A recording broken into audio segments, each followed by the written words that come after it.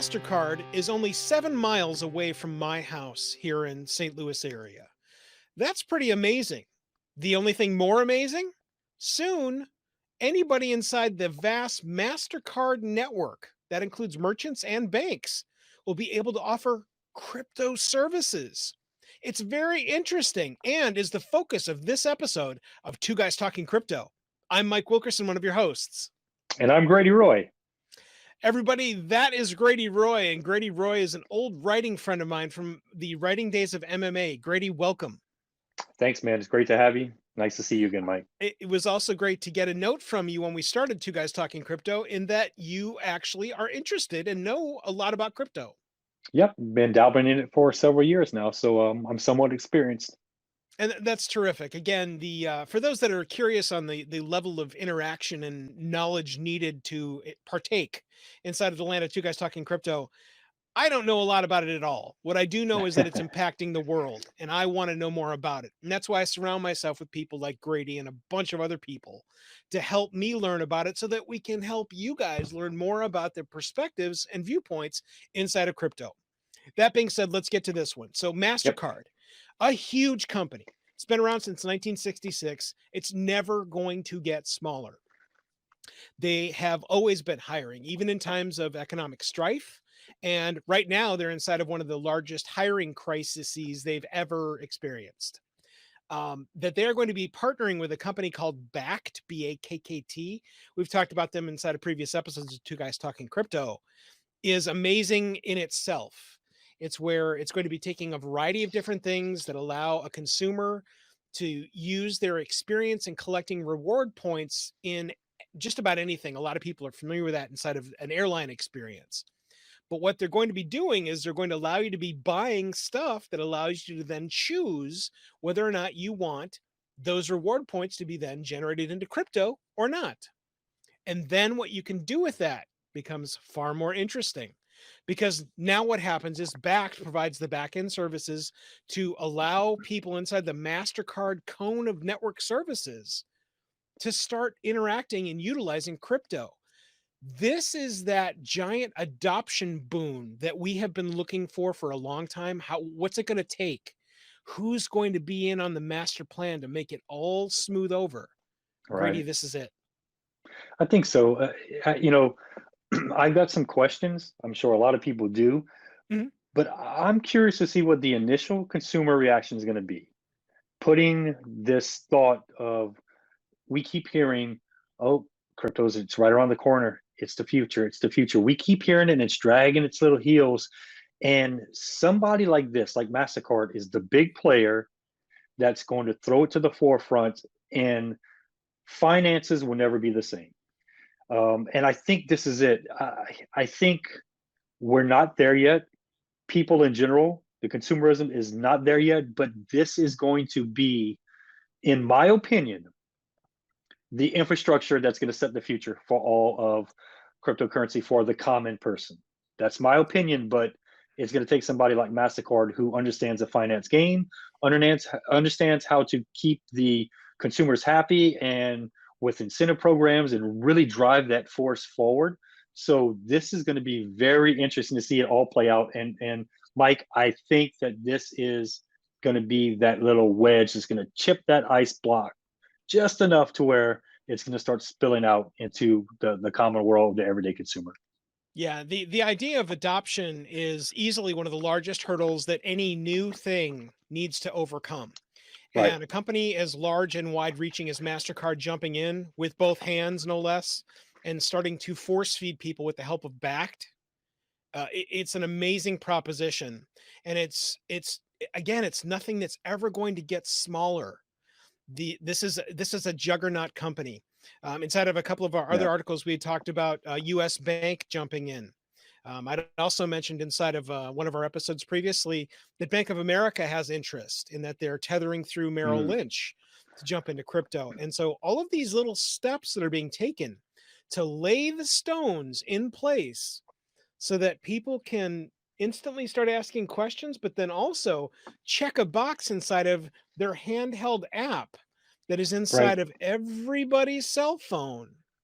It Uh, instantly starts to change the game because now not only can you take your piece of safety and less concern inside of crypto, the banks can also help you do it and get their piece as Right, well. right. Right. I'm really interested to see the current people who are in crypto and have been for a long time, and this mindset of keeping a third party out, and how are they going to respond to this, because we don't know how this is all going to be laid out. We don't know if it's going to have like just a secondary account in your your online banking statement. Will it have a wallet? How would it be retrieved, used, spent, all these things? And to see the crypto OGs and if they adopt it or not, because that's the litmus test here. Okay. It can be appealing to the everyday consumer, which is fine. But if you don't get those people who have all this backing and all this money invested into crypto and made it what it is today, it's going to be a hard sell. And Yeah. too much involvement is a bad thing, in my Yeah. opinion. Right. Last night I had the honor of being invited over to the Beer Over Bitcoin here. For those that haven't been paying attention to our content, there's actually a local retail brick and mortar outlet called Crypto World. It's available over at firstcryptoworld.com. I'll have a link down in the description for this video, but then also over at our website over at twoguystalkingcrypto.com.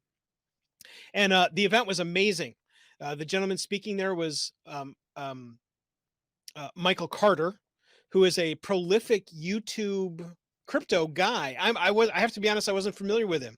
But what I loved when he got into the dipping in of speaking to this entire room full of people was that he was doing the litmus test that's required when you're Right. talking to people about crypto, which is, okay, so who here mines crypto? He looks over the crowd to see who's going on. Okay. All right. How many of you have just gotten involved in crypto? And of course, you see more hands. And he Right. starts running through the audience with these grand questions. Well, this is exactly what we're talking about. Right. It's also why I'm super excited to have on the founders of Crypto World soon. It's going to be Jeff and Jonas. They're going to be able to give their perspective to both you and I about exactly what we're talking about, Right. which is it going to be where those kinds of guys can go, yeah, why not? Is it going to start collecting cash and filtering more generating, BBs inside the engine? Yeah. Is it going to help? Is it going to hinder? I have a feeling that it's going to help out just by making more people aware of it. The faster the awareness factor gets bigger inside of crypto, I just, that's what I feel it needs. It needs those extra sprockets to get running really, really fast.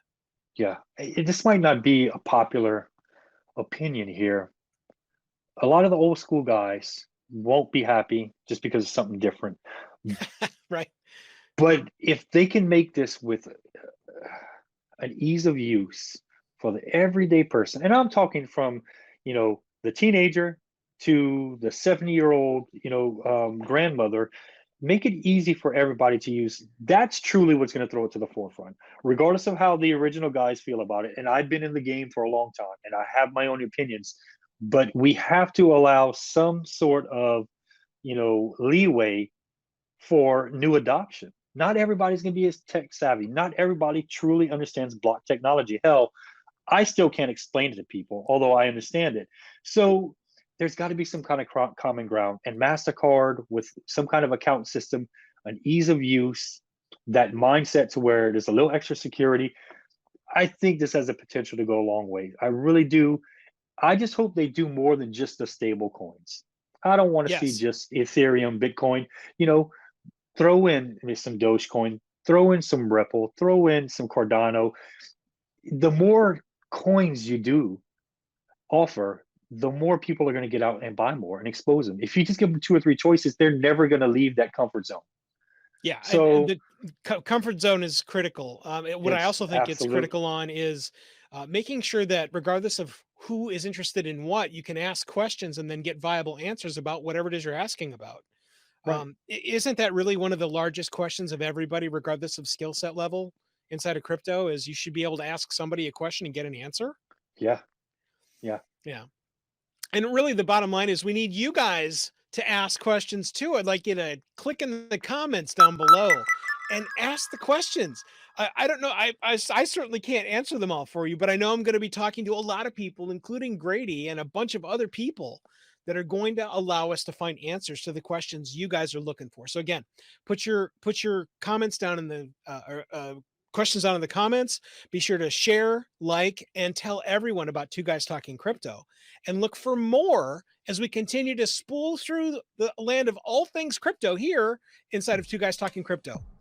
Until next time, I'm Mike. And I'm Grady. Thanks for listening. We'll see you next time. Thanks, guys.